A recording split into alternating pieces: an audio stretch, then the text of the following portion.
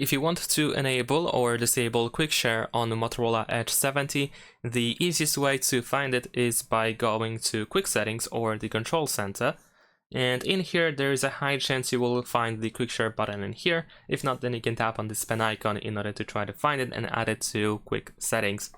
So let's tap on the quick share, and as you can see, we can find it in here. You will see this option, your phone will be here, you will appear as, and you will see your phone's name. And you can actually go over here in order to find who can share with you. So if you want to disable quick share, you can, for example, completely turn off visibility.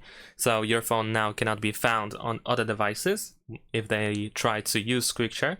And if you want to turn it on, then of course you can enable the visibility, and you might need to adjust the visibility in here as well.